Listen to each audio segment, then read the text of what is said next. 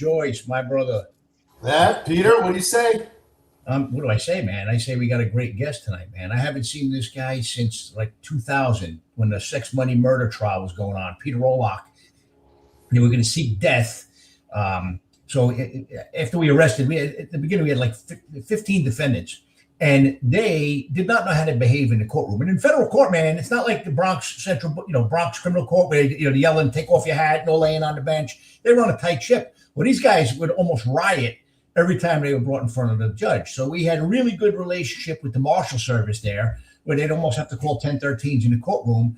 And York was one of those guys, York Kleinhandler, our guest, who came up there and helped keep that situation calm. We had an ultra liberal judge who just kissed their asses, man. These guys, gangbangers, indicted for murders. And it was bedlam. I never saw anything like it. And then I'd run into him, because when we made federal arrests, we drop them off at pretrial services, and the marshals would take them from us. So I got to know York. It's kind of like when you're a cop in any borough, you know who the workers are because you run into them. Where? Central booking. Well, pretrial services is the federal central booking. So no, man, York, welcome aboard, brother. Good to have you here. I know it's been a long time, man. 26 years since I've seen you. You look exactly the same. I don't, but it's good to see you. I don't know if that's good or bad. Did I look that old back in the day, or am I just well preserved now? You're preserved, man. You're preserved. You're taking care of yourself, I see. So that's good. Yeah. Well, man, welcome. So Doc and everybody, this is Dr. York Kleinhandler. Welcome to the show. U.S. Army Special Forces, Green Berets. We're going to get into it. Get into a lot of stories. We'll learn about York growing up and how he became a military member, and then his transition into public safety, and then ultimately what he's doing right now, carrying that PhD, big shot. We were joking in the green room before. We have a couple of friends, and I asked if it was okay if I called him Doc and everything, because I'm going to break his shoes a little bit as a typical New Yorker, and the more I break his shoes means the more I like him. So welcome to the show, York. Really, thanks for coming. And we're kicking. It's just a couple of lawmen in the tavern. Think of it that way. And, getting to know each other on my side, you guys reminiscing on your side and telling some great stories. And hopefully we can impart some insights to those who are either recently retired or the kids coming on the job or the kids on the job today about leadership, law enforcement, serving their country, serving their communities, stuff like that. So welcome to the show, York. Thank you. I really appreciate you guys having me. It's funny. I was talking to Pete in the green room. I don't remember if you were there or not, but Pete and I inadvertently reconnected through one of my several functions now. I don't want to get too deep into this. We'll get into it in a little bit, but I'm a professor at UNC, and I teach in their doctoral program. I teach change management. One of my students is a state trooper, and he wrote something about the Peter Principle, which every good New Yorker knows, especially law enforcement. And he wrote that Dr. Kleinhandler taught me this. And unbeknownst to me, I didn't know he was any way, shape, or form connected to Pete. And so I'm looking at the LinkedIn. I thought, hey, I appreciate you. Thank you so much for giving me, some kudos. I'm glad I could teach you something. And then out of the blue, a couple hours later, there's a comment to the young man back.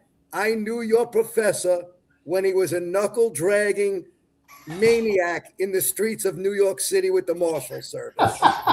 That's how we ended up reconnecting recently.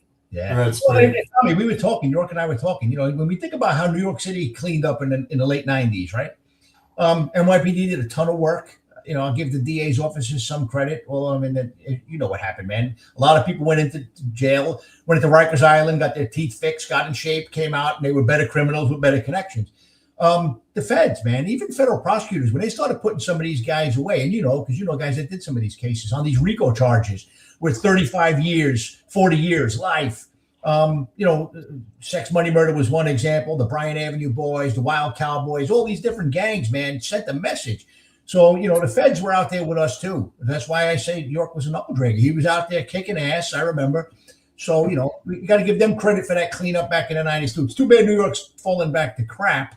But we could certainly be proud of what we did back in the day, But that was a lot of fun. All right, we'll get into it. But it is the tavern, everybody. So, Pete, what are you cocktailing tonight? I am having Espolón tequila. It's my old standby, smooth. It's cheap. It tastes kind of like down Julio, some of the better ones, but it's cheap, and I'm a cheap bastard. Yeah. No, that's your standby, man. I'm doing a La Vida Mezcal tonight. I have to admit that was the only white liquor I had in the bin today. We had a party last week, so my stock is a little low, so I didn't really have much of a choice. But it's certainly okay, and I like to sip it, and it's great. I love tequila and mezcal and all that good stuff. Oh, I should have put my Responder bourbon. I might have to do that too. So Responder bourbon there. But and the professor is he's having tea tonight, everybody. But that's okay, Pete. Why is that? Hey, man, first off, it's okay to not drink, man. I respect folks that don't. But I mean, for those who do, as we always encourage it to be, responsible. And if you're in a bad place because you've seen some things on the job that you shouldn't have seen, you can't unsee them. It's okay to not be okay, but it's not okay not to do something about it. So if you're in a bad place, talk to somebody, get some help, a counselor, someone from the clergy, a colleague, but, don't stay in a dark place, man. That ain't cool. Get help. Take courage to do that. So do it. All right. Well, let's get into it. So, Doc, you grew up in the Bronx. Let's start there. Tell us what that was like. And Pete, being a Yonkers guy, I consider it the same, So I grew up on the south side of the reservoir on Reservoir Avenue, not too far from Lehman College, Walton High School. And so when I was young, young teenager, pre-teenagers, Jewish, Italian neighborhood, wonderful place to have grown up at that point. And then what happened was co-op cities built. And, everybody, there's a mass migration, all the people with money. And on top of that, we got the South Bronx, the real South Bronx burning. And the city is relocating them. As people are moving out to Co-op City, we're getting a huge infusion of former South Bronxites into my neighborhood. So the only people left in my neighborhood were people originally from the ghetto and those that were ending up in prison most likely anyway, all the Irish and the Italian that were going the wrong direction. So I basically came from a neighborhood that, it's funny, you went in one of two directions. You either wore the badge or got arrested by the badge. And I will not tell you how many times in my career I ran into dudes in the strangest of places and they go, York? And I'm trying to no, you don't know me. I don't want to talk to the guy behind the bars. I don't want him asking me no favors. But that was how I basically, for a great portion, grew up in the city. I grew up I had humble beginnings, shall we say. Well, look, I grew up in a similar situation too. Same thing. Some guys became cops. Some guys became criminals. Funny thing is, I think that's what made us better cops, is that we knew these guys. We saw these guys. And look, I'm not going to say that I didn't ever run from the cops. I did a lot of drinking in the Lincoln High School parking lot at night and crap like that. In fact, the Yonkers cops are probably still drinking beer that they confiscated from us. I just think that those experiences help you be better at the job, instead of just being an angel who locked yourself inside all day and read books. I'm a firm believer, and there is a very fine line between excellent police work and excellent criminal work. Absolutely. Yeah, I think we've all grown up. I grew up in New York. I grew up in Brooklyn, Flatbush, Marine Park. Well, Flatbush, Canarsie, and Marine Park. So Flatbush was rough. Canarsie was okay. Marine Park was pretty soft. But I traveled across the city to go to a vocational school, and man, you had to be, you knew who was playing, you knew who was up to no good, you knew who the players were, and you're right on that line, and you knew not to go over that line. And I do believe they did make the best cops because they grew up watching exactly what the game was, So for sure. So you go to Bronx, you go to, what kind of school did you go to? What kind of education did you get? Oh, I went to John F. Kennedy High School in the Bronx. I'm a fine alumni of the Knights, a Kennedy Knight. So I have come to learn in life, education is truly what you make of it. It doesn't matter where you go or where you are, it's what you make of it. And I was a typical wise-ass Bronx kid, so I made about as little of it as I humanly could at the time going through high school. So left high school, ended up going to college about a block and a half, 2 blocks away from where I live, Lehman College. So it was basically high school on steroids, living with my mother, being an adult man over 18, losing my mind. And I'm like, nothing good will come of this if I stay here another 6 months. Right. I had limited options. You know, I grabbed my my testicles, if you will, and I said, I got to make a decision. I got to do something here. And, you know, for a guy like me, one of the biggest avenues was the military. So went into the recruiter, and, you know, we're talking 1980 now. So the fact that I showed up at the recruiter with a high school diploma, You were already at 80% ahead of the game. Okay. And then I did fairly well on the ASVAB test is what they called it. It's a vocational battery test. I did very well, to be honest.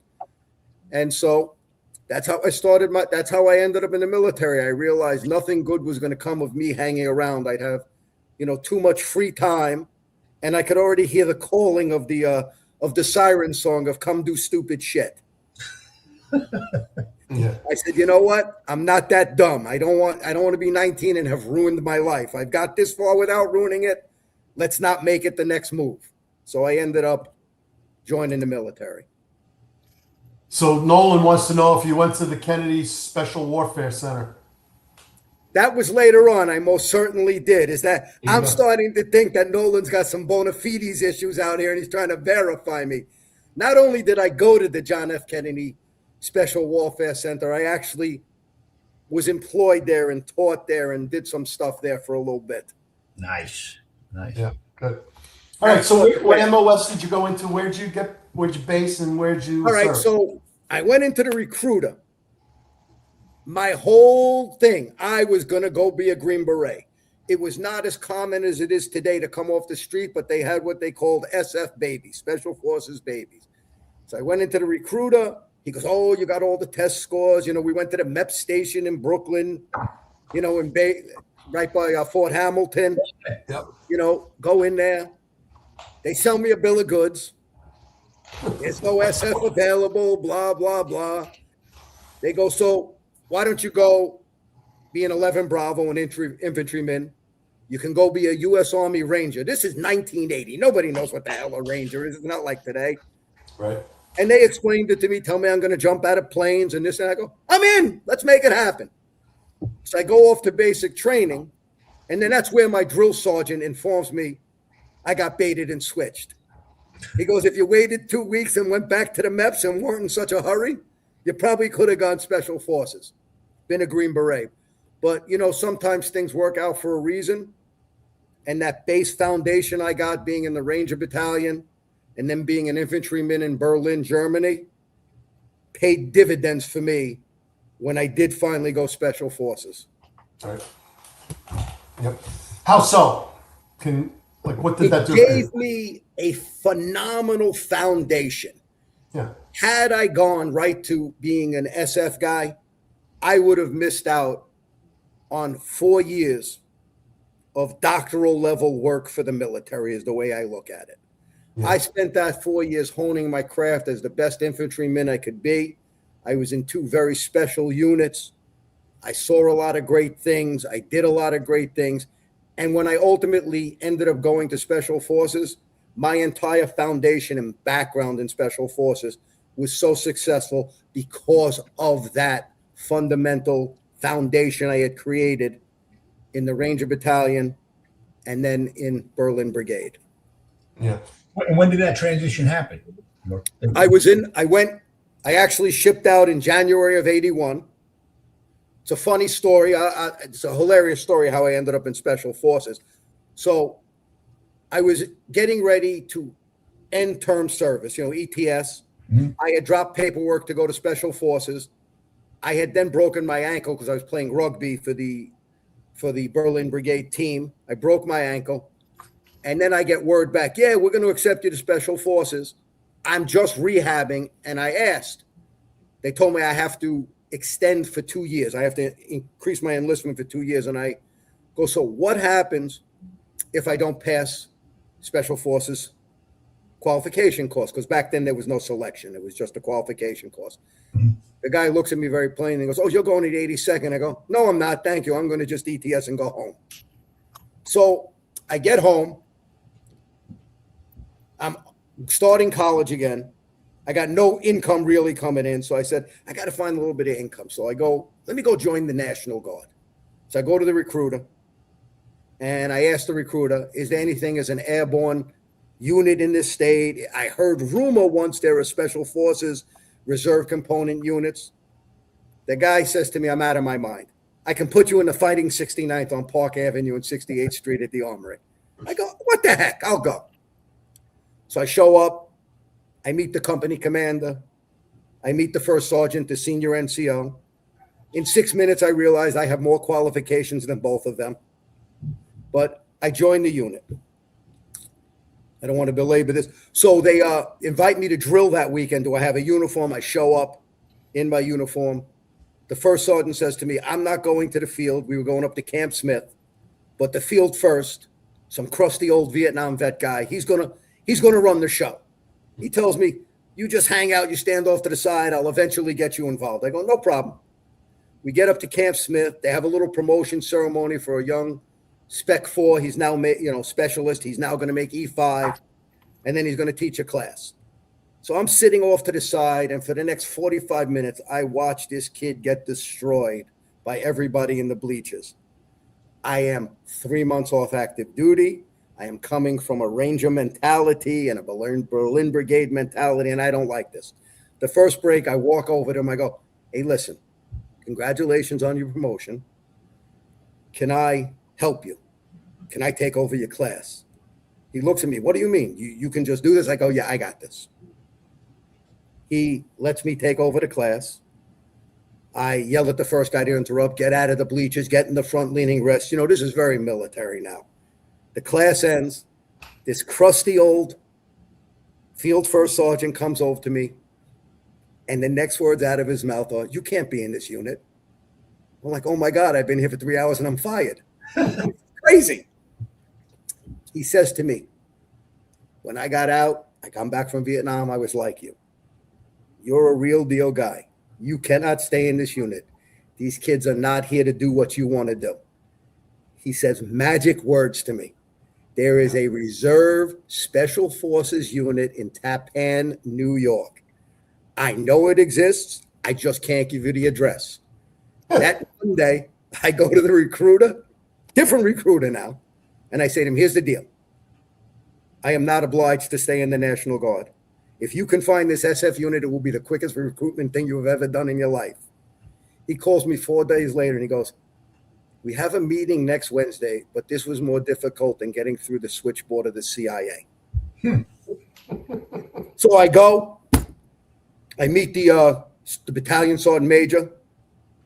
He's already somehow knows my background. Obviously had my name. He obviously called, did research, whatever. And we're 5 minutes into the meeting. He goes, so how about you come on board? I'll put you in this holding pattern here. And as soon as the Q course becomes available, you'll be ready to go. I said, okay. And sure enough, I joined the Special Forces Regiment in April of 1985. I finally hung up the beret in February of 2022. Wow. And that's exactly some crusty old Vietnam veteran hooked me up with words of wisdom how I could find the unit I needed to be in. Yeah. Wow.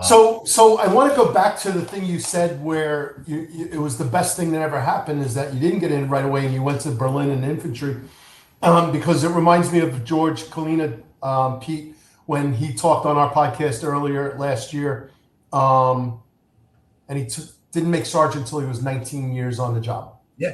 And we talk about, and everyone wants to advance their kids, and Eric talks about it on the other show about, getting promoted and going through the ranks on rocket fuel, but you really need to do your time in the appropriate ranks and in the appropriate places. And, my wife in culinary, we talk about it. She's not a chef, but she went to culinary school. And, a lot of chefs have specializations, but they didn't learn the basics, the French basics, and basically the tree trunk of everything else you ever do. And so I'm just going to say that all those listening out there, take your time. It's a long career. Enjoy the ride. Learn, absorb. Take your time. Your time will come if you stay focused. Give yourself some goals. Give yourself some objectives. And we're going to get into that later because the doc is going to talk a lot about leadership and everything he's doing post-law enforcement, post-military as well. So that's just my feeling. And so thanks for sharing that early story. I appreciate that. I'll tell you, York, I had a Green Beret that worked for me when I was in charge of the ATF office in Miami, a guy named Jimmy Littlefield. I don't know if you ever crossed paths with him. Great guy. After leaving the Green Berets, he went to the Air Marshals. Then he was a range instructor at FLETC. Then he came over to ATF. He was on our SRT. Real humble guy, funny guy. Gave my daughter some really great advice when my daughter was joining the Army. She went in as a human intelligence collector and actually deployed with Special Forces guys in Iraq and Syria because you might have heard of this program. They wouldn't talk to male soldiers, females. So my daughter was one of those people. She wasn't a Green Beret by any stretch. She was just a 35 Mike and would go there with the Green Berets and Delta Force guys to talk to the women. So she did, some pretty good stuff. Yeah, she was, he was a good dude. He told me the toughest training that he went through in the Green Beret training was the water training, where they basically took him down to the Keys and almost drowned him. So he must be talking about scuba school. Yes, he said it was brutal. No joke. Yeah. We have 4, 5, 6 near drownings where near drowning means you've actually drowned, but they eventually revive you. Oh, God. Yeah. Yeah. And the worst thing about that school, you have 1 minute to make up your mind whether you're getting back in the water or you're going home. Wow. After they revive you. Yeah, scuba school is no joke. I did not attend, all honesty, but I've been down to Key West several times, seen it occur. I was smart enough to realize that I don't need to near drown. Yeah, no, he said it was absolutely brutal. Great guy. Look, every Green Beret I've ever met has always been like a consummate professional, smart, just good dudes. With one exception, there was one guy, I won't mention his name, who was a bit of an ass. But I used to laugh too. A lot of our SRT guys, they were either local law enforcement or came out of college and became ATF.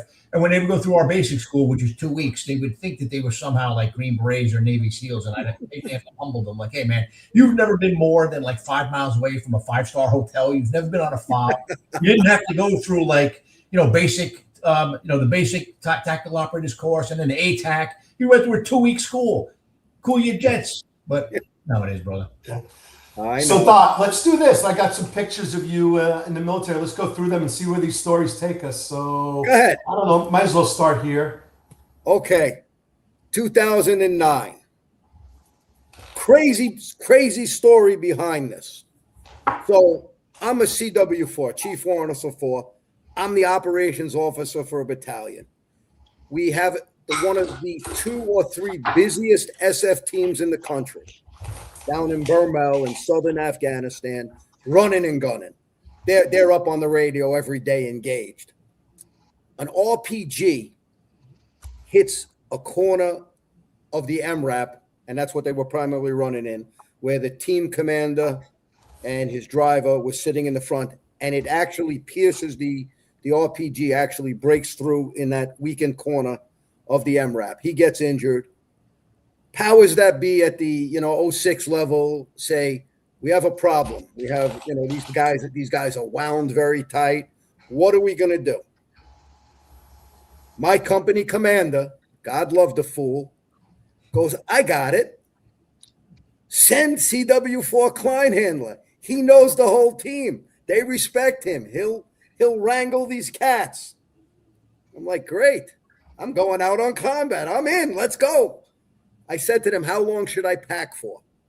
They go, don't plan on coming back. The team leader may not make it back. He actually did make it back in 3.5, 4 weeks. But so I get there.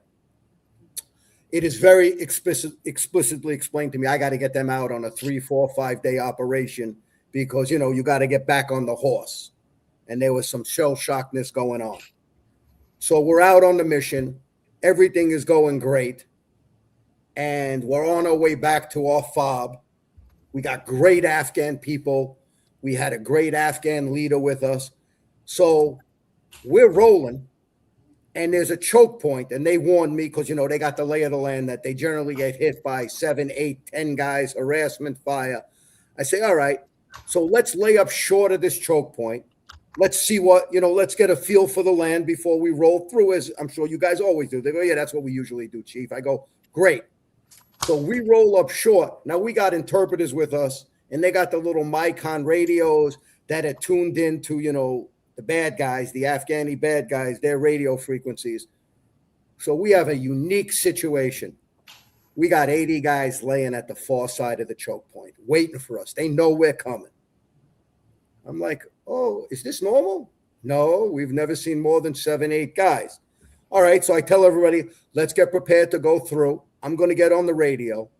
And now we're talking, I was on what we called SAT 104, Satellite Radio Channel 104. The entire country is monitoring this. The 4-star general's office, the 2-star, the SF 1-star, the entire country can hear what's going on. I call what we call an air tick, which means we're going to be in imminent contact, and we're going to look for some air support. I call for that, and then I get a reply.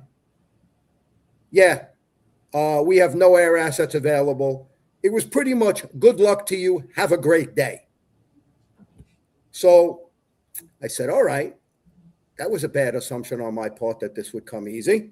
So now I call in all of my SF guys, and I call in the senior leadership from the Afghanis. I explained to them the situation, and I go, listen, we may have a clarity issue here. Maybe what I said was not what they heard and understood. So I got back on the radio, and I reframed my message completely differently.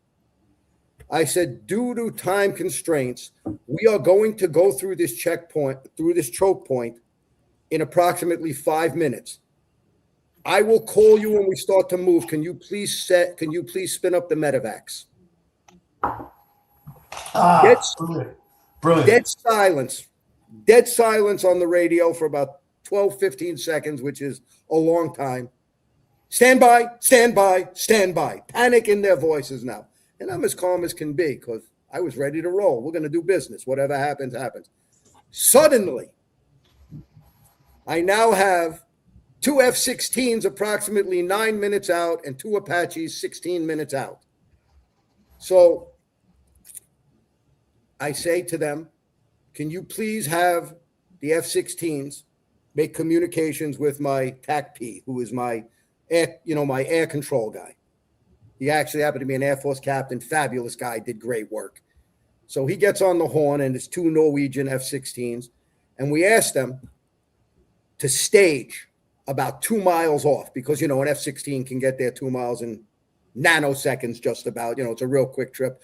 But we did not want to tip off the bad guys that we now had air support coming in because of the way the rules of engagement were in 2009 was if they didn't fire on us, even though they were showing potential hostile intent, we could not engage, and I did not want to lose this opportunity to fix this problem once and for all. So I call, and the next thing that happens is we get a flyover by the F-16s, and then the guys who are on the hill, on the crest of the hill watching, announce to us, yeah, all 80 of them just stood up and are now walking back towards their village. So not once, but twice, we lost intent through clarity. It did not execute the way it needed to execute because somehow something was lost in the communication. Potentially, I think the first time they heard what they wanted to and they didn't understand. So there was a lack of clarity based upon not understanding what I was saying. And I think the second time, the Norwegians had a different intent and didn't want to drop bombs and hurt anybody that day. I will take that to the grave with me. I will never know that to be accurate or not, but I truly believe that because the Apaches kept begging me when they got there, can we just shoot them? I'm like, no, we're on the radio. You cannot just shoot them at this point as much as I'd like to give you permission. So that's one of the big things I look at in leadership today. Oftentimes in leadership, it's not the strategy that fails, and it's not the execution that fails. It's that space in between where handoffs occur, where messages get garbled. I coined that the strategy to execution gap. And whether that's 1 handoff or 6 handoffs. The best example I can give is as a little kid, I remember playing the game telephone. And I'll never forget one time, the first kid's talking about chocolate chip cookies, and the sixth kid saying something about baseball cards. Yep. And that happens in organizations every day. I know it happens in law enforcement at an exaggerated level. Yes, Yeah. it does. So let me point you. So this is a great lesson for those listening. I've never heard the strategy to execution gap. You really coined that? Is that yours? Did you TM it? You got the U.S. Trademark Patent Office working on that, or what? I got some things in, some things not. I'm not a greedy guy. There's 4 or 5 things I have that are in. But for the most part, I'm a Neanderthal knuckle dragger the way we started this. I do not need more than 4 or 5 trademarked items, and I'll be okay. I can share the rest free and clear. So let me give you a sports analogy with that. For those of you who are listening, sports fans, those of you like Nick Saban or Bill Belichick, the art of coaching, and the resonant message that I heard from there is clarity on understanding the objective. And there's a point in that documentary where Bill Belichick is talking to a defensive back, and just the level of separation between the defensive back and the coach is unbelievable. He's like introducing him to the first time. He's like, "So welcome to the Patriots." And he's like, "Thanks, coach." And he's like, "So how many years you in the league? 3, 4 years in the league?" And the kid's like, "Yeah, 4th year, sir." And he's like, "So how's it going? How's camp in the Patriots so far?" He goes, "Honestly, coach, this is the first time I understood exactly what is expected of me." And I thought to myself, how are you paying this guy millions of dollars and coaching him and paying him millions of dollars and expecting him to go out and execute on the field, and you're not providing clarity with what you expect him to do on that field? And then for 3 years, he claimed, I'm going to take him at face value that he's accurate with it. He's like, "No, the Patriots, I understand what's going on here and what you want from me here," which explains 6 Super Bowls. And a couple of other losses, but really an incredible run of 20-something years of incredible football is because their coaching, they filled that gap that you're talking about between your strategy and your execution. Well, I see that, believe it or not, I see that in corporate America all the time speaking to leaders. Do you have metrics for your people? Did you lay out roles, like really lay out roles and responsibilities and tell them how they're going to be, judged, how they're going to be evaluated?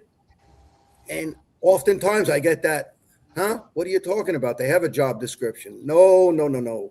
Job description is very different from roles and responsibilities. Sure. And I see that I have worked in 4 sectors: special forces, the military, Green Beret, law enforcement, the private sector. I spent a decade and a half title said COO, and I swear to God, on 2 different occasions in 2 different locations, I took my name tape out, and I just put in the word janitor because all I did was clean up everybody else's messes. Yes. And then I see this so much in academia today that there is a lack of understanding of what is required of them. As a professor, I make it crystal clear. I talk about the rubric. I talk about I'm giving you the blueprint to get the highest grade you can conceivably have. I am going to grade you on the rubric. I'm going to write my comments on the rubric, right under where it tells you what you got to do. You know how many students say, "This is the first time anybody's ever done that"? I even had one student say to me, "I think you're the first guy I believe that actually reads my assignments." Yeah, I believe that. All right, let's go to another picture. What do we got here? Okay. This is a snowy, I'm smiling big. This is a snowy, wintry day in Pennsylvania. We just completed the largest convicted terrorist move in the history of the United States. 1996, Sheikh Abdel Rahman, the blind sheik, and his 9 idiot cohorts, and I say that with loving affection to all 9 of them, his followers who were trying to blow up multiple tunnels, kill American and UN personnel, and, just create havoc in New York. Yeah. Were arrested. And somehow, now back in the day in 96, I was a senior guy. I was a senior deputy. I was a GS-12. And we're having conversation one day about how we're going to move these 9 guys. The Sheikh was easy. He was a sickly old man. He was going to Rochester, up to the Minnesota, to the correctional facility. That was on a Marshals Service transport out of Teterboro. Easy peasy. Now, you got to remember, in 1996, we were not as sophisticated on terrorism as we are today, and we took extreme precaution. So I arbitrarily throw out there, thinking nobody's going to ever listen to some senior deputy GS-12. What if we got some helicopters? They all look at me. I go, yeah, I jump out of Chinooks all the time. We have a Connecticut unit and a Pennsylvania unit. I don't have any personal contacts, but I can reach out. Now, this is 1996. I'm now in SF 11 years. I'm a CW2, a Chief Warrant Officer 2. So I got a little bit of wasta. I got some juice. So the mid-level leaders who are with me go ahead, go, do, see if it's going to happen. My chief, who didn't love me, I didn't love him. Another leadership lesson learned about that in a little bit. Says to me, "You can't do that. It's against the law." I go, "No, these are National Guard. It's not a posse comitatus thing. We're not federalizing them. We're going to ask them to spend their own money." So I go up, I meet them up in Connecticut, and they're on. This is, remember back then, this is America's patriotic. Everybody wants to help. To these guys, this is a real world mission. So we end up doing the mission, and it goes off. God was on our team that day. We ended up shutting down all of Lower Manhattan, and we drove to the East Side heliport. The back of the Chinook touches down. 1 minute, 45 seconds later, we're up in the air taking off for Pennsylvania. So this is taken right after we had dropped off all of our outstanding citizenry to the BOP.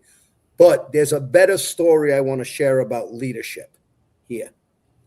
So now we know they're going to be convicted. We know everybody is presumed innocent until they are convicted. We are definitely giving them the benefit of the doubt, but we're preparing this mission that it's going to go ahead.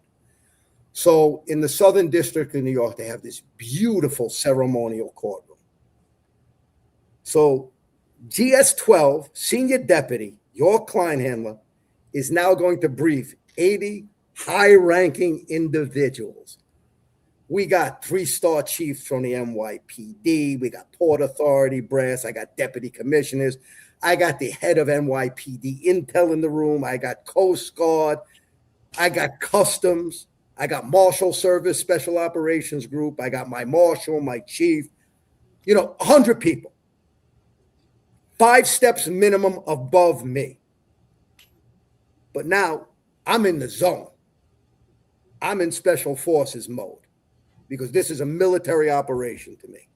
I get up in front of the room and no forethought, no thinking how it will be received. I tell everybody I have 95 copies of this operations report. They are all numbered. I will need them back at the end. So please don't leave with them. I know who has which one. Please don't anybody take one. I get the first evil eye from my marshal in chief. And then I do what I do in every briefing I have ever given of this magnitude. I say, this is a very comprehensive briefing. Please hold all questions till the end of the briefing. And if I have not answered your question, I will be happy to do so then, but I want to keep the rhythm and flow going. I thought my marshal was going to have a heart attack. The marshal at the time was a guy called Romolo Iamundi, the Roman gladiator, a first-grade detective from the NYPD. This is a guy who rank and structure was everything. And here I am, some pissant nobody in the front of the room telling 3-star chiefs and deputy commissioners, please hold all your questions. So we started that way. I get through the briefing. I go, do we have any questions? One gentleman raises his hand. He's the head of Intel, full inspector. He goes, I go, Inspector, how can I help you? He goes, I got to add a car.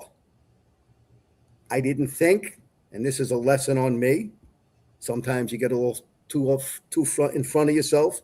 And with no forethought, I go, did I miss something or you owe somebody a favor? Do we have a name? You got a name? I'm going to leave it alone. All right. I can't, I don't want to make a mistake and give you the wrong name.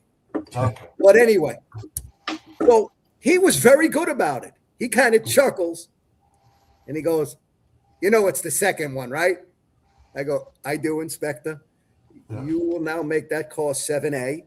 It'll fall in behind car 7, which is one of your cars, and in front of car 8, which is somebody else's car. He goes, oh, thank you very much. So I pack up my stuff. Life is great. The SOG commander of the team comes over and goes, who are you? That's the greatest briefing I've ever seen in my life. I go, yeah, I wear a funny green hat. He goes, now I know why. I was in the 82nd.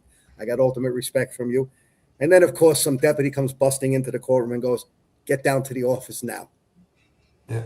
It's a good thing I can take an ass chewing with the best of them, because I spent 8 minutes finding out every shortcoming I ever had in the eyes of my marshal in chief. And so that goes back to my point of clarity. It's not about what a leader says. It's about what people understand them to be saying and their perception of what is being said. And also, leaders sometimes, whether you are an anointed leader, a temporary leader, or just an influencer, do not realize how much power their words have. And those are two very big lessons. And behind that, I like to explain to people, there are two ways an individual can lead. We can lead from above, which is position and authority. Or you can lead from within, which is purely predicated upon influence. And I often give the sports analogy in high school. There was always that kid who was never the most talented kid on the team, but he would stay out there longer, or she would stay out there longer, and they would work harder. And ultimately, it would have a positive impact on the team writ large, because suddenly 3 guys were staying longer. 3 girls were staying longer. Next thing, the whole team was. So you can lead without a title. You can lead from just having influence and being who you are. Yeah. Well, I used to get into it with some of the leaders at ATF that I thought were a little bit weak. And that if you don't lead, someone's going to step up and lead.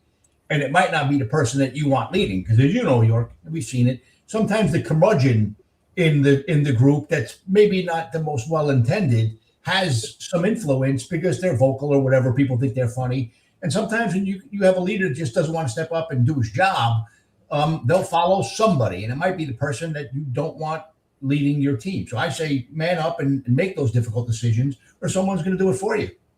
Oh, no, I fully agree with you. It's amazing how that happens.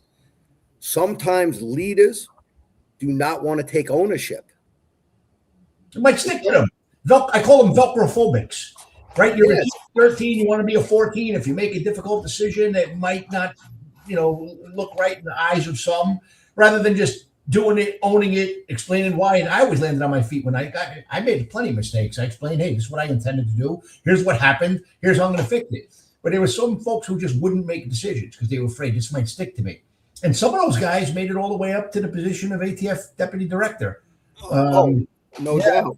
So, well, that's why I'm going to call out Marlon right now at the Fire Detective. Last lesson, NYPD executives of thin skin. I'm going to go mostly, maybe true, some, most, all, who knows, whatever.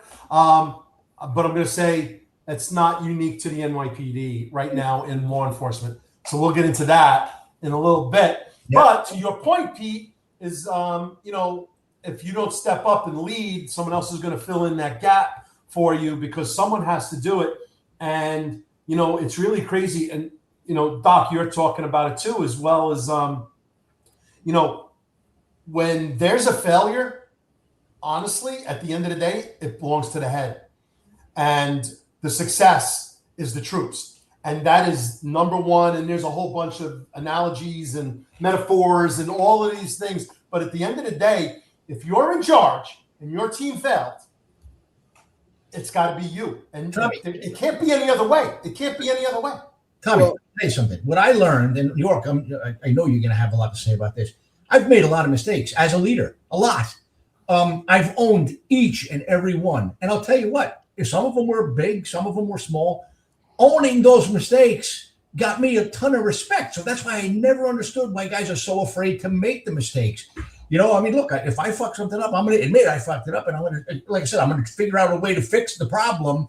I never pointed fingers at anybody for things that I did wrong. And I'll tell you what, I've even owned some of the mistakes for the people under me, because my feeling was if I didn't give them the clarity that York talked about, or if they didn't have the proper training and I trusted them to do something not knowing they didn't have that training, that's on me. That's not on them. So I encapsulate that with this saying, responsibility is very easy when things go right.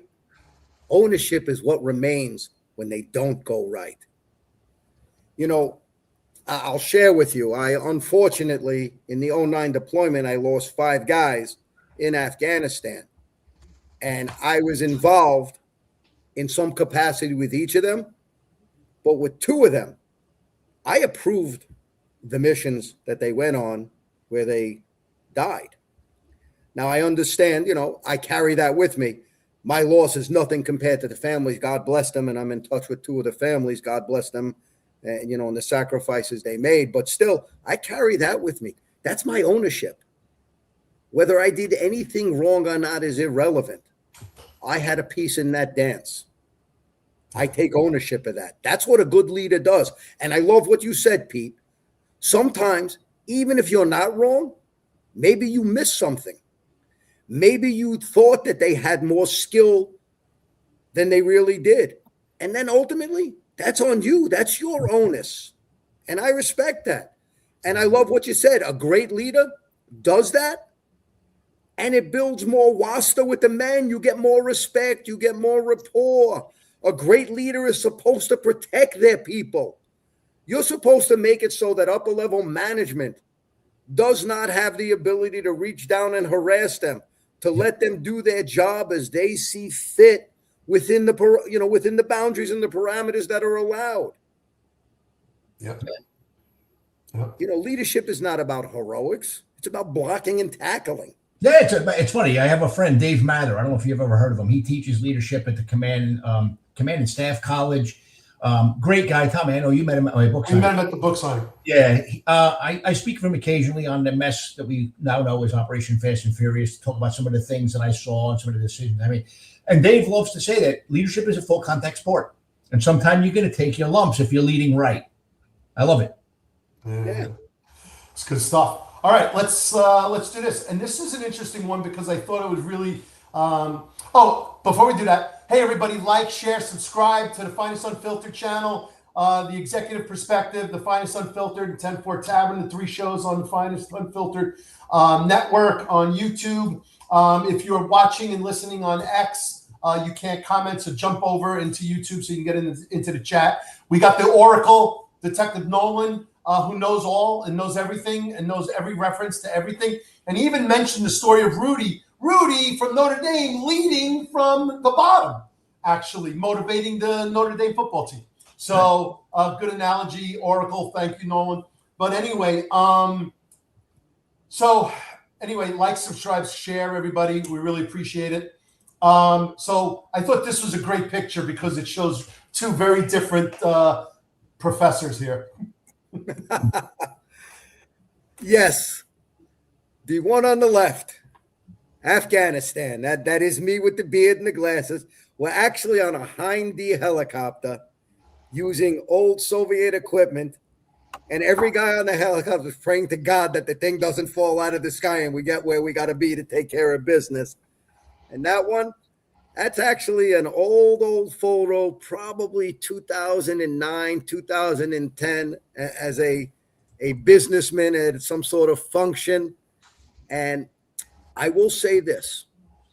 When I first shifted from the military and law enforcement into the business world, I thought it would be a dynamic difference. There would be a tremendous shift in what happened. Well, I've spent my life trying to figure out why organizations have great people. People are making concerted efforts. They're trying to do the right thing. They're putting in the work, and yet they are not getting the results they want. And I thought it would be different when I got to the business world. And I found out now, and I cemented in my mind over the past 40 years, that irrespective of the sector you are operating in, the problem is the same. It's all about that noise and drift. It's all about that lack of understanding the mission. What are we doing? The intent. Why are we doing it? And what are we willing to pay to accomplish it?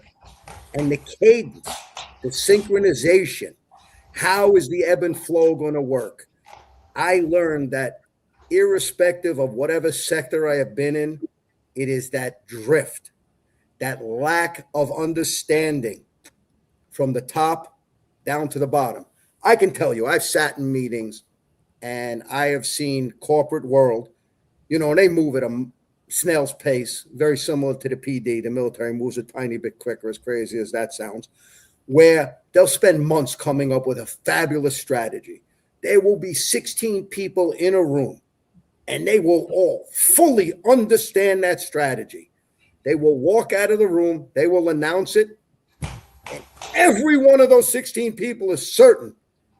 Everybody in the 3,000 person company understands it exactly like they do. Wrong answer. Wrong answer. They don't. Just because you understand it as a leader, you cannot make the assumption that everybody else understands it the way you understand it unless you ensure that is what is happening. Because leadership is all about creating a shared understanding before pressure arrives. Because all pressure does, it doesn't show the greatness of the plan. It shows every chink in the armor, every inch of weakness, everywhere that something is going to go wrong when you apply enough pressure. Without having a system, you end up with failure. Yeah. Okay, so right? What's the greatest enemy of a good plan? The dream of a perfect plan, right? Well, speaking of that, there is no such thing as a perfect plan, and it's a very simple statement. Why? The enemy gets a vote. Mm-hmm. Whether it's a bad guy in the street, whether it's the Taliban in Afghanistan, whether it's a lack of resources or a lack of understanding of the problem in academics, the enemy gets a vote. No such thing as a perfect plan. You better launch at 75 or 80% because you're going to be fluid, you're going to be changing, and you're going to be moving in a different direction no matter what, because as I said, the enemy, whatever that enemy may be, will get a vote. Yeah. Well, no, I've seen a lot of plans where, people have healthy discussions. They have a meeting, right? And then they have a meeting to talk about what they're going to talk about at the next meeting. And then the next meeting, it's analysis paralysis. You know what I mean? So they want a perfect plan. And because they'll never find it, they just never execute. That's something that always blew my mind. And look, I saw it in federal law enforcement a little bit as well. And I'll tell you what, look, you were a soldier, Green Beret, very highly trained. I guarantee you that made you better at your law enforcement job because you had to just do things. I'd say being a cop made me a better federal agent because when you show up at a scene, you don't have time to round table it. Let's have a committee hearing. You just do things because somebody has to take control of the situation. I find because I did some time working at Amazon, in the corporate world, there's a lot of that just, the wheel spinning, where, hey, we know what we should be doing here. Let's just do it. And they just wring their hands and worry about, well, let's have another meeting. We can talk about it. And then that always leads to another meeting. And then something that could have been done in one day takes weeks because of that analysis paralysis. Yeah. Hey, spot on, Rob. Always best to ask for feedback from everyone on the team before execution clarity. Maybe your plans need to be changed. Trust your team. So, York, just so you know, Rob Lukash, retired chief from Special Operations Division, Emergency Service, NYPD. So, and he was also the co-host with Ron Layson, the previous comment, the executive perspective. They give police, NYPD's executive perspective on things as they unfold. They have a different view of things from their perch than the Finest Unfiltered do, than Pete and I do, and then we all try to bring different flavors into some of the time. We don't really get into most of the current events like the other two guys do. We mostly profile people, not events, but every once in a while we dip into it if it's really serious. But anyway, so when you said the enemy gets a vote, it sounds like Mike Tyson's everyone has a good plan until they get punched in the face. Exactly. Exactly. Yeah. So That's you know, that pressure. Yeah. That's that pressure. Be it Tyson's punch or be it taking effective fire from somewhere that you didn't anticipate. Exactly. It all starts to crack. You fall. So before we get into the Marshals, if it's okay with you, Sure. You mentioned something that really struck something with me when you talked about your experience in Afghanistan. And you said the good people in Afghanistan. And that reminded me of the withdrawal in 2021 and then the translators it felt like to me, and I'm not a military guy, both of my sons served and they might have their opinions, but I don't really have it, but I want to understand it. This is why this is a great conversation for me to learn more from someone like you. We left a lot of the really good people in Afghanistan holding a bag of shit, right? And so I'd love to hear your take on it, if it's okay, if you feel it's okay. It's our technique and methodology. Pick a war. Since World War II, we've done that continually. I'm not a political guy when it comes to this sort of thing, but yeah, we screwed the pooch on so many levels. There were so many people supporting us, so many people. Most people don't realize it, but we created Afghan commandos, which were kind of a little bit in the likeness of U.S. Army Rangers, and then we created Afghan Special Forces.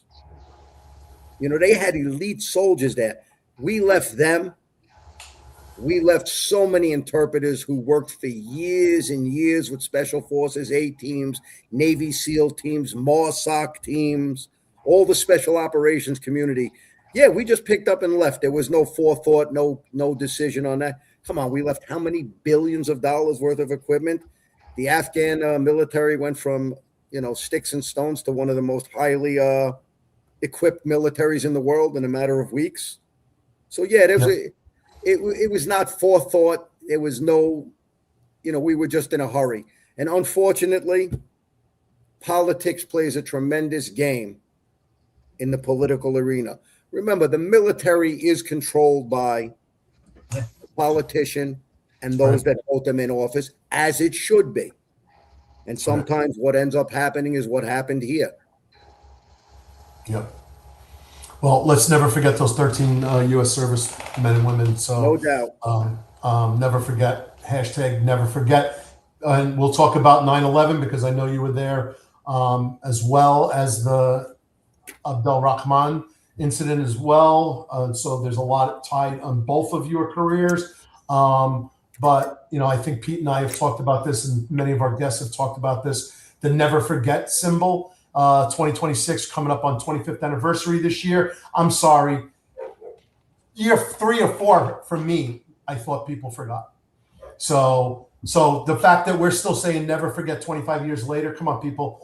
You really need to read your books and find out what really happened and talk to the people who are really there. Yeah. Sadly, a lot of people are about lip service. They're going about their lives. They don't take a moment to step back and get perspective. I can't believe I can't believe this September it's going to be 25 years. Yeah. To me, it's as vivid as last Thursday. Yeah.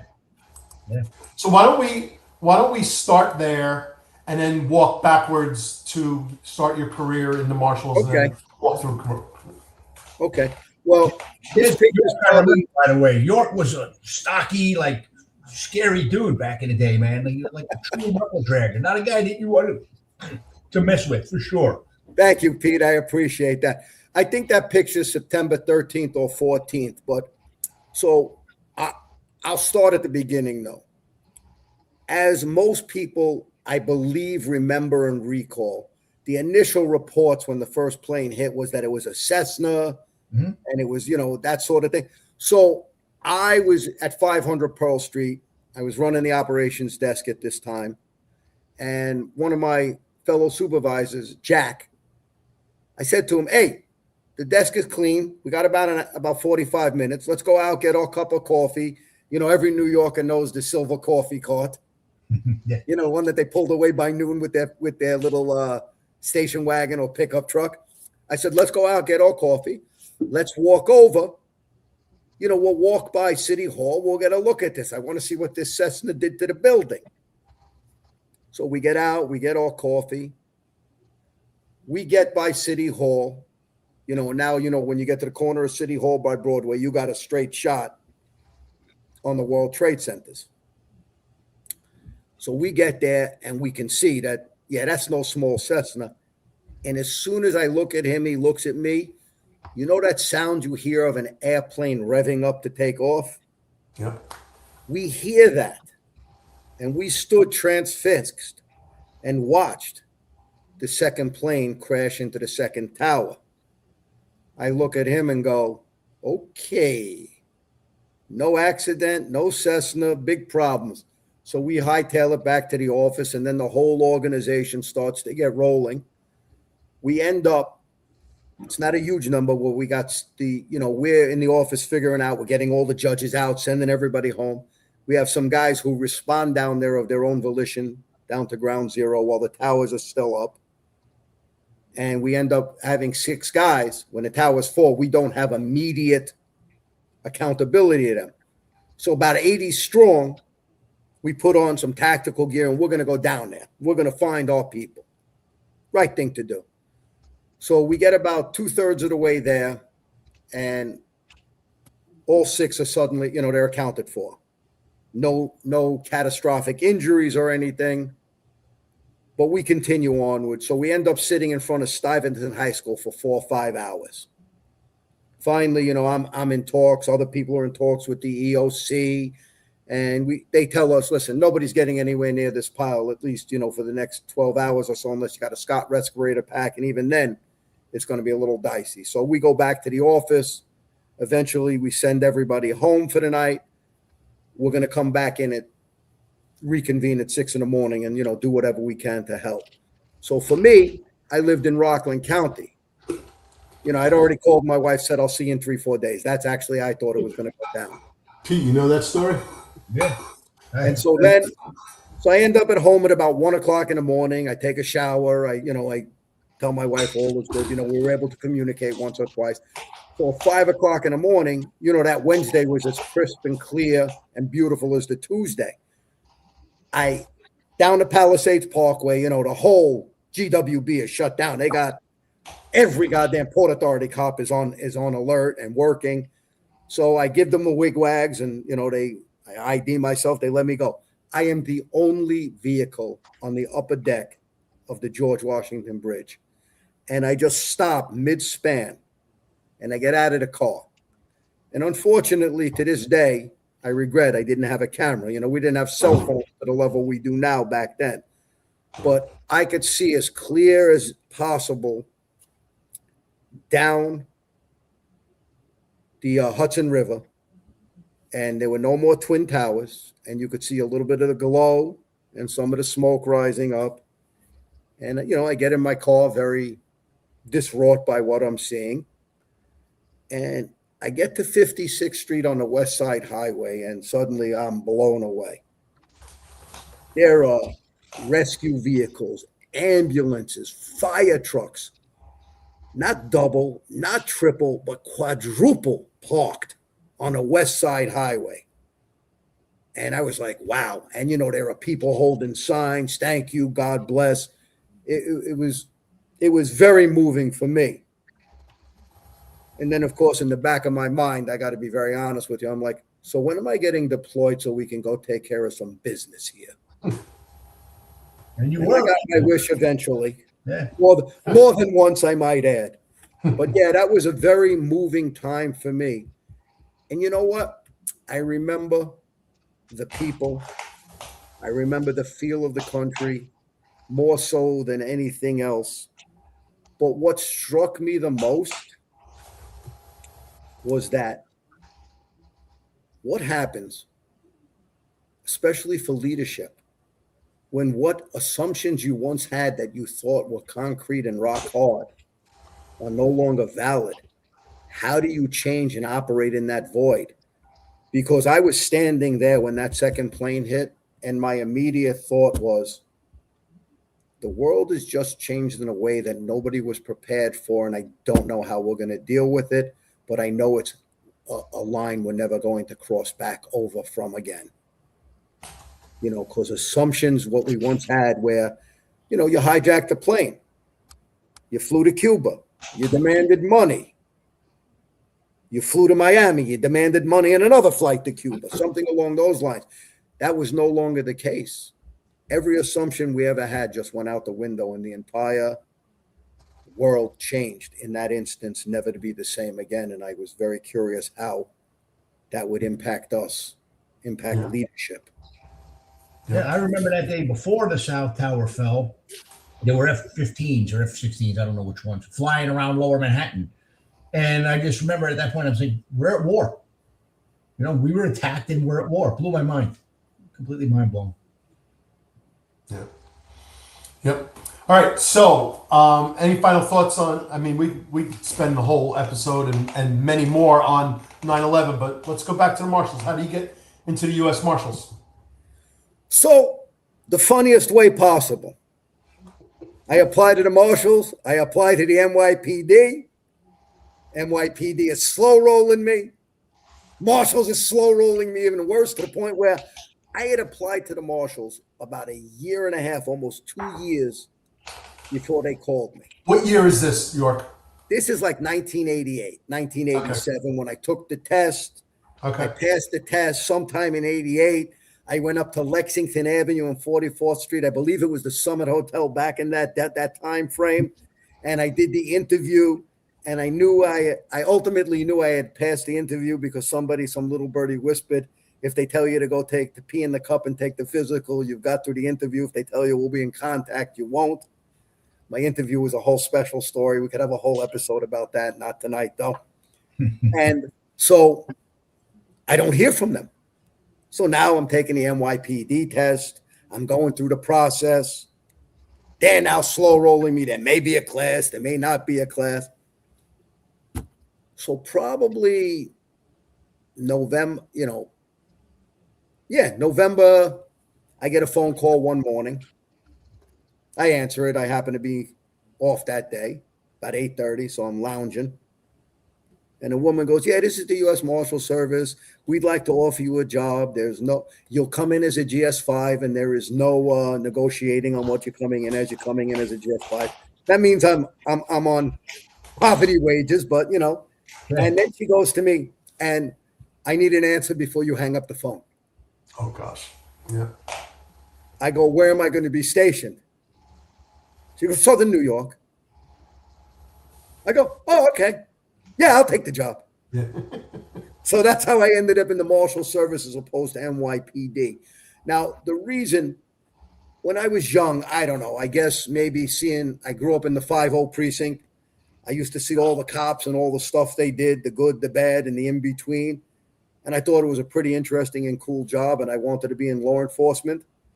And when I got back out of the military and I'm going to college and I'm starting to realize I am not cut out at this point in my life to sit behind the desk for very long. This is not going to work out well for me. I'm going to lose my mind at some point. So then I started going back towards, back towards the law enforcement field. And that's ultimately the story how I ended up in the U.S. Marshals as opposed to the NYPD. Yeah. Did you spend your entire Marshals career in Southern District of New York? I was in Southern for 96% of it. I did a very short stint in Norfolk, Virginia. Yeah. I and the leadership didn't get along so well, so I ended up back in Southern. Okay. Yeah. All right. So walk us through some of the assignments and some. Come on, you got to have some good stories. Come on. I do. I got one or two. So let's start off with, back in my day, the way the Marshal Service worked was everybody. It's different today. I know people on the job still now. They have all these contract gigs where the sheriff's departments from the local facilities drive the prisoners to the courtroom, pick them up at the end of the day. Back when I started, no, that was the assignment of every brand new deputy. You'd be hooking and hauling prisoners. And when you weren't hooking and hauling prisoners in and out of the building, you were hooking and hauling them up to the courtroom. Yeah. And they had a system where you would start out, you'd get one shot for like a month in the warrant squad. And then, and that you check the block. And then if you showed some sort of promise, you might be invited back for a 3-month stint, and then a 6-month stint, and then you could work your way to permanence. Yeah. Well, I didn't join the Marshals Service to sit at a desk and hook and haul prisoners. So I realized early on, you got to outwork the competition. So I was working my cases all the time. Anytime I had a free moment where I wasn't taking prisoners to court, sitting in a courtroom, listening to some judge yell about how we're mistreating the prisoners, how they are human beings and we have to treat them nicely, I was working my cases. So a great story. You know that when you've been in existence this long for an agency, you have old cases. And some of them just become a rite of passage. So I get thrown this case. The warrant squad supervisor had it. The senior guys in the warrant squad had it. It's like a 25, 26-year-old arrest warrant for a gentleman who was ancillarily hooked in with Nicky Barnes, the heroin trade, and he actually was wanted in questioning for the murder of a witness, not him personally, but as, an associate involved. So this case had been around the block now. It's about 25 years old. It's been worked over. The file is so old that the manila folder's turning to dust already. I'm like, what am I supposed to do with this? I go, you know what? I'm going to work with it. I'm going to play with it. I'm going to see what happens. And purely by, and I say that to this day, happenstance and luck, I end up messing around with his social security numbers, and I get this hit that takes me down a path. And I start doing more investigation. Now I'm starting to think maybe I'm onto something. Initially, I thought this is a fluke. It's gonna blow out in 5 minutes. So it turns out, as I'm investigating, I find out he's got a bank account. I call the bank. They go, "Oh, this is crazy. He just closed his account. We're about to mail him out a check for like $9,000. I go, "Hold it. Please hold the check. I will have somebody from the postal inspectors come by and take the check." So we set up a controlled mail delivery. The postal inspector throws on his postal uniform. I show him we got a picture that's 28, 30 years old. I go, "Best as you can." He knocks on the door. Me and 2 other deputies are off to the side. We figure this is so long, this guy doesn't have a clue. So he hands him the check, walks back around the corner and goes, "You're not going to believe this. It's him." I go, "All right, now do me a favor. Go back, knock on the door. Tell me you forgot them scientists to the check." So he knocks on the door. The guy opens his door. In my exuberance, I knock the goddamn postal inspector out of the way. I run in the house. I've lost all sense of my reality here. Thank God this was not a real, like hardened criminal, bad guy that was going to shoot me. I see some spindly leg, short old man who does look like a lot like the photos, in an Italian guinea tea t-shirt and his boxer shorts. He looks at me and goes, without any beat, "You gotta fucking be kidding me. 28 years I don't speak to my family and you're here now?" I go, "I'm sorry, sir. I got to ask you, what's your name?" He goes, "You know my fucking name. You wouldn't be here if you didn't." So I go, "So I assume you're Albert Bracer?" He goes, "Yes." I go, "Can you get dressed?" And perseverance, luck, finding a pattern. That was a purely, what that taught me about leadership and working is sometimes assumptions are not correct. I recently spoke to a group of individuals, and one of the things I said to them was, one of the worst things and one of the most dangerous things a leader can say, "We've always done it that way." Mm-hmm. That means you're telling me that with today's complex world and modern problem, with completely different circumstances and parameters, what worked 15 years ago is going to work plugged into this whole new paradigm? I highly doubt that. So that's what it was. Everybody had given up on this case, and I don't think I did anything magical. I'm not saying that. I just took a different approach and made an assumption different than everybody else that the case, maybe it wasn't beaten to death quite yet. That's one of my favorite stories. That's a good one.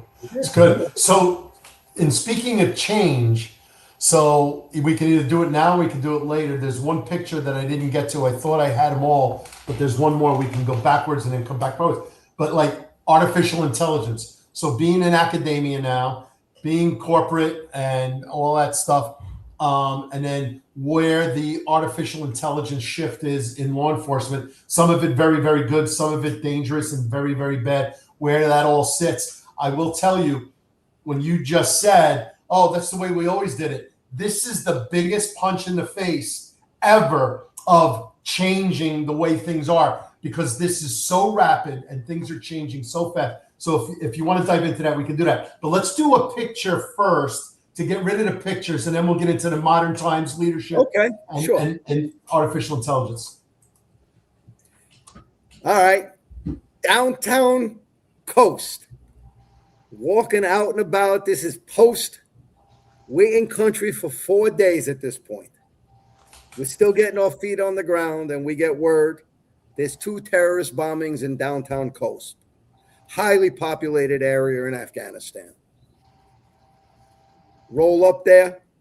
I'm on the B team. You know, I'm the ops officer. I'm up there with the B team. Got a whole A team up there. We end up coming in contact with one of the guys in the suicide vest, and he did us a huge favor. He panicked before we got close enough, and he expired himself and got blood and guts in about an 1/8 of a mile radius, which is fine, but nobody got hurt. He saw us off in the distance. Somebody was about to take care of him anyway, but this is me post fact, you know, in my cool guy photo with my very cool Oakleys back in the day. I vividly remember the minute that photo was taken. Yeah. Yeah. So thanks for sharing all those photos with us, Doc. I really appreciate that. Yeah, my pleasure. Pete does too. It's a great story, great fight. So let's do that. Any other final marshals, and then we'll do like where law enforcement is now, leadership now, technology now, and then I think I beat up the Marshals Service, and not beat up in a bad way, but I think I shared enough stories with the Marshals. I do have one more if we want to talk later on, but right now let's move forward for now. Yeah. So that change, that big AI change, I'm big into it. I'm doing a deep dive, a self journey, because a lot of the stuff that's available right now that you can pay for is actually too slow, because by the time they get it out, the AI is already past it. So a lot of podcasts, a lot of newsletters. I get a newsletter from one AI company. There's 5 actual newsletters every single day on what's going on in AI. So it's rapid. So that doesn't mean a hill of beans to anybody on this podcast. Maybe it does for a virtual accountant, maybe, that you can create some agentic agent to do your accounting for you. That's fine. But what do you think? What do you know? What do you see is going on in law enforcement and military as it relates to AI? I can speak very succinctly to the military. It has changed the game drastically. AI, not only in the sense of AI, where it helps you thought process wise, but AI in the way they control things. I don't know if you saw the news this evening, but an Apache helicopter was shot down in the Straits of Hormuz. Yeah. And the 2 pilots, you know how they were rescued? A drone boat. A drone boat, and that's all AI generated stuff. I mean, that all came from AI. That's fabulous.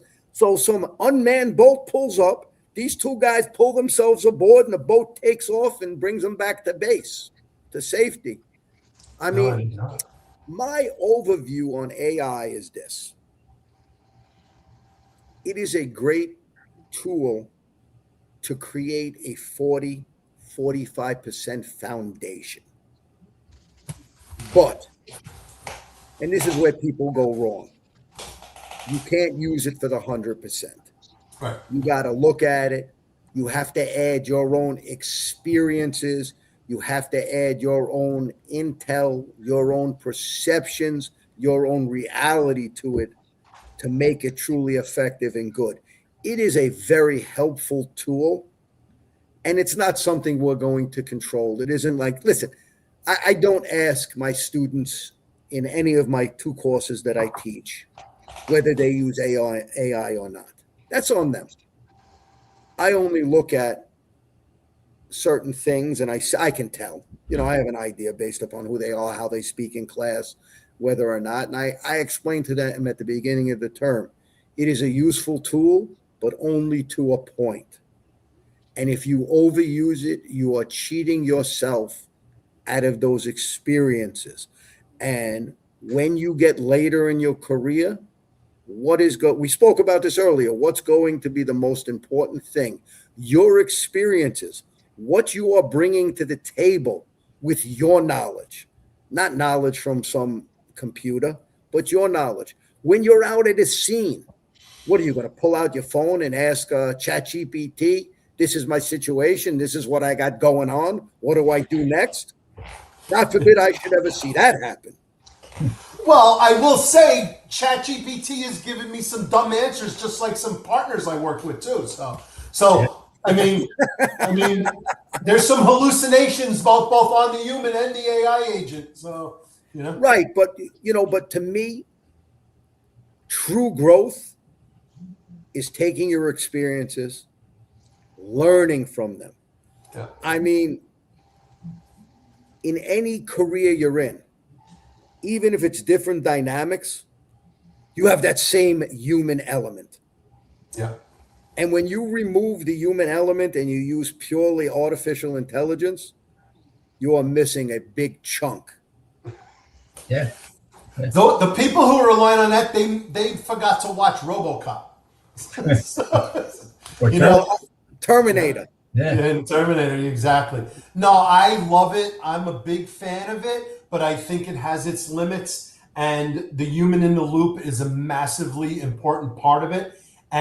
But this segues into leadership, because I will tell you, and then I'm going to punt back to you, Doc, is I will tell you there are chiefs in this country that say, no, absolutely not, shut it down, not touching our agency, complete moratorium, done, out, no. And then there are other ones that and I had a conversation with an agency the other day, and they're like, as much as you can throw at us, we want to vet it, we want to understand it, we want to see it. We'll decide what we're going to do, what we're not going to do, but tell me everything you got, everything you're thinking about, everything you want to talk about. And it's that. So you've got 2 extremes of very different leadership style as it relates to forward thinking and progressing forward. One being the way we always do it. One being no, let's see if there's a better way. Yeah. Let me ask you a question. Since we're talking leadership, I got a question for you. I'm a big student of leadership. Never thought I was going to go into leadership till I wanted to get out of New York, and then I saw some stupid shit and said, hey, I'd rather be the dickhead than work for a dickhead. But my question is, in history, famous leaders, anybody that you studied that you really admired? I always a big fan of Teddy Roosevelt, of Churchill, but more so than anybody else, Ulysses S. Grant. Because he was kind of an underdog, which is what I liked about him. Anybody that you really studied or dug deep into, try to get a better handle on how they thought and how they processed things? George Patton. I like to look at some of the stuff George Patton has done. He, for lack of his sophistication or his tact, he was very forward thinking. I really admire the fact that he was able to think and see things further out than a lot of other people. I mean, if you look back in World War II at some of the comments he made, about who the real enemy is, being Russia at the time, that, things like that. I mean, I thought that was very forward thinking. He did a lot of, but he did not suffer fools well, which was his downfall. Yeah. famous. He was famous for that. Yeah, no, that's interesting. Great leader, obviously. My understanding is he wasn't exactly much of a scholar either. Didn't he graduate towards the bottom of his class at West Point? Yes, but he's still graduated. He was still a second lieutenant. And listen, not everybody who is scholarly achieves greatness. Right. Not everybody who has lack of education does not achieve greatness. I mean, come on. No, hey man, you're talking to a straight C- student, so I feel your pain. But no, and that it's the same thing with Grant. I mean, I know Grant didn't graduate towards the top of his class, and Grant was kind of a drunk, and known as one. But he also was a very Great good tactician. Yeah. Great tactician. Yeah. So I mean, that's what I like about him. He's flawed. He's never this image of perfection, because we're all flawed. Yes, there's no such thing as a perfect leader, and we talked about it earlier. Leaders make mistakes all the time. In fact, I tell my children all the time, and I tell anybody I mentor all the time, you don't learn from your successes because you achieved what you needed to achieve, and sometimes you don't even know how you got there. So what did you really learn? Right. You learn from your failures. You learn from your mistakes.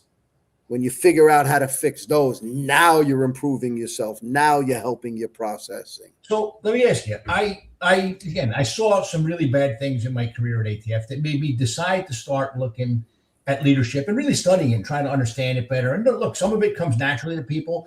And look, but even if you're a good natural leader, I always think it's really important to develop your skills and study it, because then you'll understand, hey, this is why it worked out for me, or hey, I need to learn this. What made you decide to go into the leadership instruction world? I'm just curious. I look at it's an interesting thing, the way I came to be the way I am. Power, knowledge is power. Right. But there are two ways knowledge is power. The first is where you hoard, you control, you contain all the knowledge, and organizations cannot function. Things cannot get done without you being the fulcrum point, the linchpin at the center of the whole thing. In other words, nothing happens without you. That's a horrible way to have power. Right. I love to take that word power and I add two letters to the front of it, an E and an M, empower. I have 41 plus years of leadership experience, a lot of it very good, more of it very bad, where listen, I've been called to the carpet more times than I've been given accolades, and that's fine. I'm smart enough to know that I got to learn from my mistakes. And I like to take all of that and I want to give back. I want to share what I have learned, what I have done. To me, that's a big deal. I'll share with you one of the greatest compliments I ever got. So I was teaching at Duke in the undergraduate level. I taught a developmental leadership course. I had quite a few athletes in my class. So I'm out drinking about 2 years later at a rooftop bar, and I was not drinking tea that evening, having a few pops with some people. And I see one of my student athletes. And, he's talking with a young lady. So I nod at him. He nods at me. I'm not going to go interfere with, you know what I mean? I don't know, what his game is. But eventually he comes over to me and we're talking for a few minutes. And I go, I got to ask you. I'm just curious. Did anything I say in that class impact you? And he laughed. He goes, I was captain of the sports team this year. And everything you said impacted me. You saved my bacon more times than I can imagine. I was teaching a developmental leadership course. He goes, I used almost everything you put out in that classroom. I go, thank you very much. To me, compliments like that are what matters. Mm-hmm. And I have a treasure chest full of them. And that's what makes me happy, that I've been able to impact others and help them grow and learn. Because, understanding, creating that understanding, creating that clarity is what a good leader does. Right. And that's what I look at. I'm leading now, but in a different realm. It's indirect leadership. I'm empowering others. I'm helping them. And before you ask, the real and most honest and true reason I got my doctorate, do you want to know why? Sure. I'll tell you why. So I could make a dinner reservation one time in my life for Dr. and Mrs. Kleinhandler. I say that, and there's the Kleinhandler. Is that the night? What was that? Was that the night? No, that was not the night. That was the day I walked across the stage and got my doctoral degree from Vanderbilt University. And the biggest thrill for me was I was able to wrangle. My wife was coming no matter what, but I was able to wrangle the 3 other cats in my household, my 2 sons and my daughter. Nice. I truly believe they didn't come down for my graduation. They came down because we were in Nashville. Right. That's a real story. That's a great town, man. Exactly. Yeah. I think there's a couple of volunteer fans in the chat that are not happy right now, but they'll be all right. So, but yes, curious, York. I mean, look, you spent a lot of time in special forces. Obviously, tier 1 operators, high speed. I'm sure there were probably some leaders there that weren't the best. But we talked earlier before we were in the green room about law enforcement, and it seems like right now law enforcement doesn't have the solid leadership that it had back in the day. And I don't want to paint with a broad brush because there are some great leaders out there. So in fact, we've had some of them on this show. I mean, George Kalina just left just a few years ago. Solid guy, great human being. But one of the things we talked about is, look, you got a lot of young leaders nowadays, right? When I came on the job, captains were white-haired old men or women. Now you got captains with 10 years on the job. So, I mean, when you have experience to draw from, like when I promoted to a first-line supervisor position at ATF, I had 22 years of law enforcement experience. So when I was making decisions, I was making decisions based on those previous 22 years and then my knowledge of other things like the policies and stuff like that. And look, I'm not going to lie, I almost never read ATF policies. You just kind of know what was common sense, what made sense in that instance, and you did it. But I see a lot of people that are promoted with very, very little experience. Do you see a problem with that? I mean, how does law enforcement dig itself out of this hole when you have people that really never did the job leading people doing the job? Like, what are the pitfalls? How do they get around it? I'm going to take you in a different direction slightly. Let's look at the Special Forces A team. You know who usually the most junior member on a good Special Forces A team is? No. The captain. Really? The captain. He's a guy who was in the infantry, was in another unit, went through the Q course. So he is now just ended the training phase and he's in the apprentice phase. Yet, in the hierarchy, he is the ultimate decision maker. Now, good captains, good special forces team leaders realize their shortcomings and they listen to the warrant officer, the team sergeant, the senior people, and they take their advice. They weigh it. They don't have to always listen to it. They can ultimately make their own decision. And I'm going to transfer that to law enforcement. The same thing can happen. You can be a 10-year captain, but if you've got a 22-year lieutenant in the house, an 18-year sergeant in the house, it makes very good sense and it behooves you to at least solicit their advice. Listen, there are things that I do in this world that I oversee and I'm in charge of, and I don't understand fully every implication of it there is. There are subject matter experts who are so much more knowledgeable than me on these subjects. So I lean on them.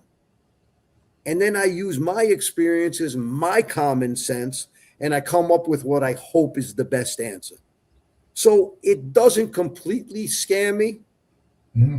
But if we have 9-year captains, 7-year lieutenants, 2-year sergeants, and 6 months patrolmen, I'm a little worried then. Sure. Well, now no experience. Right. Well, one of the things, I mean, look, it's a little different in state and local law enforcement than it is as feds. I mean, you got to take civil service exams to promote as a law enforcement officer in most places if you're a state or local officer. Whereas feds, as you know, you put in for a job and, a panel sits down and they decide whether they're going to pick you or not. So, I mean, the thing that used to trouble me was, well, there's two, and we talked about it a little bit earlier off camera. The one is the leaders that came in that never did the job, that had really talented investigators or undercovers working for them, but because they never did it, they would hold those people back because they were afraid, rather than trust their people. Hey, we're not going to do that operation. Well, I've done 50 of these before you showed up, boss. Well, I don't care. I've never done it. I don't trust you. We're not going to do it. That was one thing that really just pissed me off, and I saw it a lot at ATF. And then, the other is the guys who wouldn't deal with anything because, again, you're not taking a test to promote. It's kind of a nod. So I'm not going to do anything risky or have a difficult conversation with an employee or discipline somebody, because if they file a grievance on me, I might not make that GS-14 or that GS-15. Those two things I saw a lot, and it drove me absolutely crazy. Risk aversion. Yeah. Oh, yeah. Velcrophobic, I called it. They're afraid of something sticking to them. Right. Good organizations work when people are allowed to operate at their highest efficiency.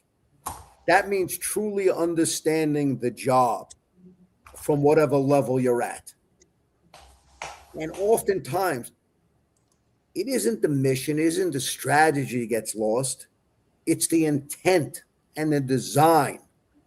And what happens is the noise takes us away from properly executing. And one of the biggest noises is your Velcroitis, I believe you called it, or my risk aversion.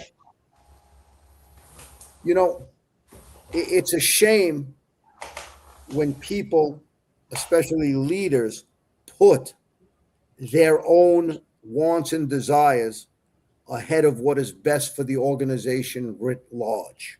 Yeah. And that's where failure happens many times. And that goes back to something I speak about a lot: intent, intent, intent. Because a good leader understands the intent. Everybody in the organization understands the intent.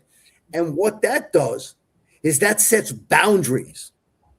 And what those boundaries tell you is what the true price you're willing to pay. There are times where we have gone on operations, be it law enforcement, be it the military, where ultimately you're going into harm's way and you are willing to fix the solution by risking life and limb of others. And that's to be expected in this job.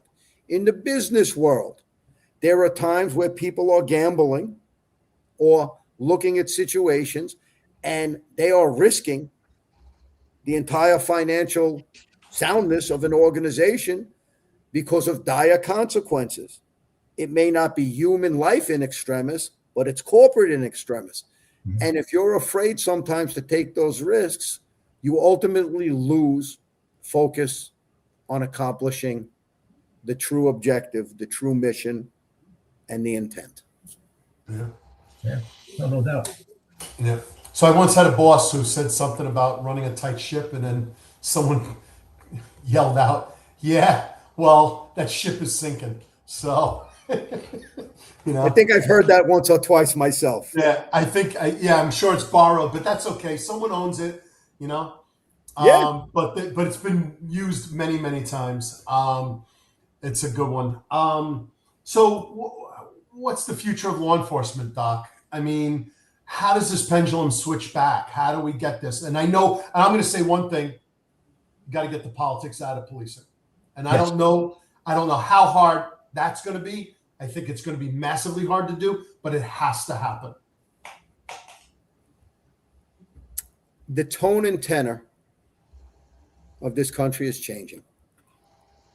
I don't have an answer. I don't have a crystal ball. I say this often to people. I have not chosen a side, but we seem to be very tribal in nature as a country now, where I never saw that before. Everybody has to be right. I've never seen anything like this in my life. I've never seen so many people with big heads and little minds at the same time. I know people, and it's crazy to me, who stop speaking to each other because they cannot come to the common ground beyond we agree to disagree, and that doesn't work for them. Years and years of relationship. I'll have a beer with anybody. I don't have to agree with your opinion. As long as you listen and respect mine and I listen and respect yours, that's all that should really matter. We have lost that ability to be connected, to make compromise, to look at the other person's perspective.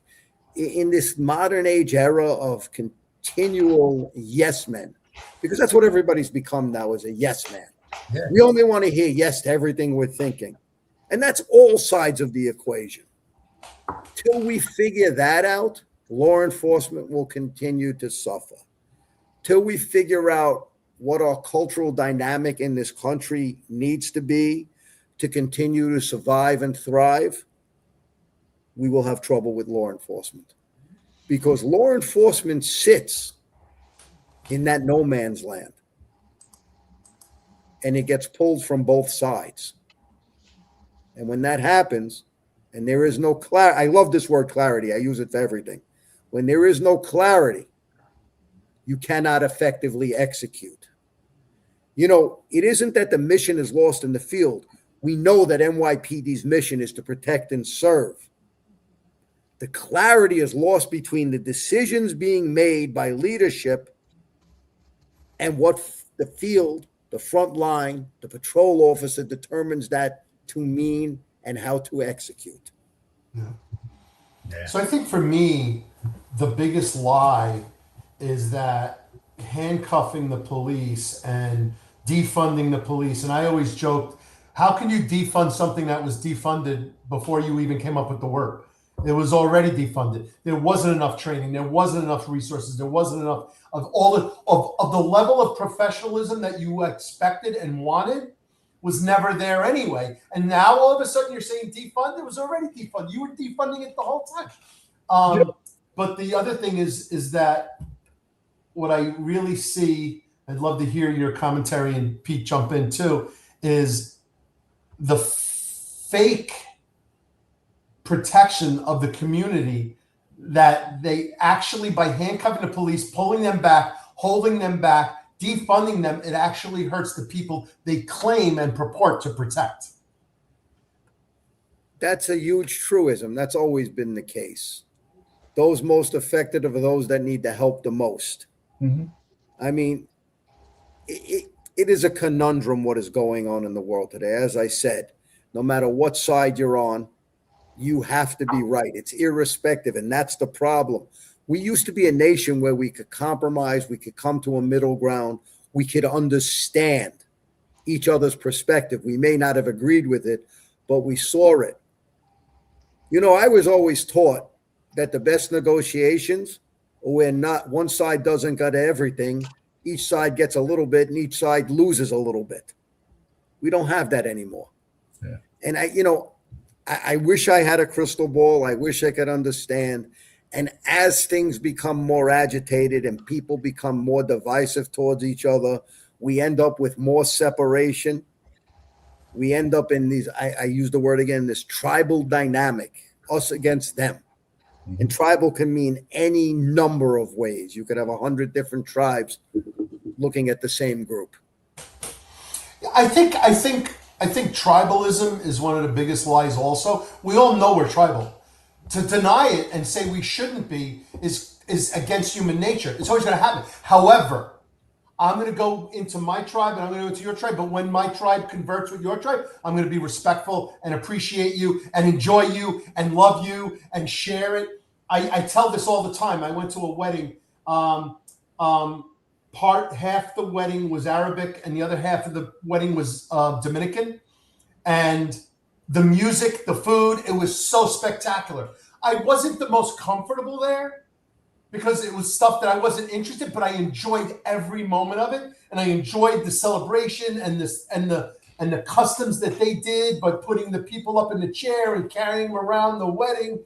And then the Latin music dancing. I like salsa. I don't like merengue. So for a Dominican wedding, the merengue really pissed me off, to be honest with you. But I'm still gonna hang out with my Irish buddies. You know what I'm saying? But It doesn't mean I can't go over the aisle, go into their world for a while and respect it and love it and appreciate it. And so when they say you're to keep in your own, it's fucking bullshit. Quite frankly. You know, the most glaring example to me right now is what's going on with ICE and Congress, right? Think about it. They enforce laws that were written by Congress long, long ago, back when there was an INS, right? They've been doing it since then, right? And you have these congressional people basically saying that they're Nazis, they're this, they're that. Well, Congress wrote the laws and Congress can change the laws, right? And the ones that are the most vocal about it never write or propose laws that are going to change or fix anything. So all they do is just sit there. Like, to me, that is, I have such disdain for the members of Congress right now because they're lighting these fires, causing violence, fueling these protests and riots, because it's not all protests. And again, they are the ones that can fix it. And instead of people pointing fingers at Congress, they have everybody spun up to point fingers at ICE. Mind-blowing. And how people like lemmings just follow them is also mind-blowing to me. This is what happens when you have the most dysfunctional entity in the history of the world, where there is about zero leadership in the entity operating. It's always project out and blame others. Yeah. Do not look inward and do not take responsibility for your own actions or shortcomings. Do not. And you equally guilty, I hate to say this, is the media. They know. Not equally, in my opinion, the worst. Because if they did their job, the Congress wouldn't get away with, and other people wouldn't get away with the things. No, they're not holding anyone accountable. The pen, mitre, and the sword is supposed to be able to write whatever they want, free press, and report the truth. They've shifted. I think, in my opinion, they're the worst offender of it all. They allow the others to function badly because they're not calling them out and holding them accountable. Yeah. Well, media has moved away from its true function. Yep. Media is nothing more than a profit center now, and they will put out whatever is necessary to create profit, and that's irrespective of which side of the issue they fall on. It's all media. It's all about how big is the viewership on specific shows, how much click can I get on the internet. It's all about driving the almighty dollar. They have lost their way.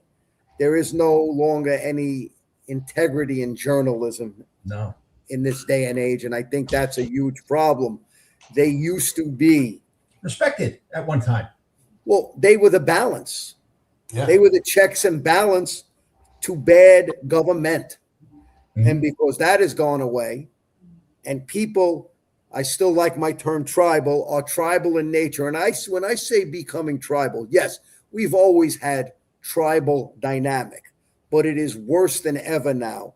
And it's across so many different lines. So many different people are just looking to be contentious with one another for no real reason. And when that happens, we have lost civility. Yeah. We have lost. Listen, I have an analogy. We're getting into areas that are not leadership, but I will throw it out anyway. This country used to be the melting pot where everybody came in, you put spices in, you heated it, you seasoned it, and it all added to the flavor. Today we're a goddamn salad where the lettuce sits on the bottom. There's no blending anymore. There's no blending. The lettuce sits on the bottom, the cucumber sits in the middle, the tomatoes on top, and they don't interact with each other and change the dynamic. No, they're separate and apart. I would even go one step further for all our culinary fans. It's a deconstructed salad. It's not even put in the same bowl. It's fucking separated on the fucking same plate. So Anyway, that's for my culinary folks out there, for anyone who knows what a deconstructed plate is. But I would have never thought of that, but thank your wife for educating you and now educating me. Yeah, I mean, she's got more influence on me than anybody else. So yeah, she's all in. Wives. Speaking of wives, my wife just texted me. I guess that kid Carmelo Anthony got 35-year sentence. Ooh, 35. Okay, 35 to life, I would imagine. I'm not sure how it works in Texas. I imagine to life. Yeah. I heard he got convicted. It was quick and done. I don't know much about it beyond what I see in my limited space with the news. If you watch some of the coverage of the verdict, we talked about tribalism. Very, very split opinions, mostly along ethnic lines. Just again, we've lost our sense of what's right and what's wrong in many ways. Yes, I agree with that across the board. All right, guys, we are an hour and 50 in, so let's start wrapping up. So, Doc, you transition, you counsel, you worked in corporate, you train, you lecture, you coach. What are you doing in corporate? How does that work? I know you touched on it a little bit before.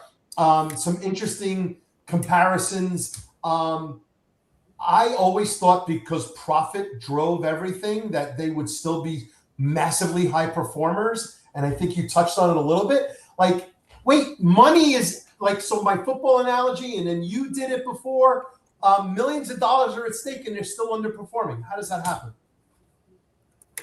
It happens because of human dynamic. Nothing changes. I told you, yes, life and death, taking a door on a PD. Life and death, hitting a high value target in the Middle East. Financial life and death, because you have people who are not truly focused on doing the job correctly. They're more interested in skating by. And I think that's a leadership issue. That is truly a leadership issue. As a leader, you have to, we go back to this, make sure people understand their roles, their responsibilities, what metrics are going to be utilized to evaluate them. It makes a huge difference. And I don't see that in corporate America as much as you think. Yeah. They give it lip service, just like law enforcement gives evaluations lip service, just like the military gives evaluations lip service. I don't know how many times it's happened in law enforcement or in the military, but I know it has happened where a guy gets a good evaluation where he really didn't deserve one.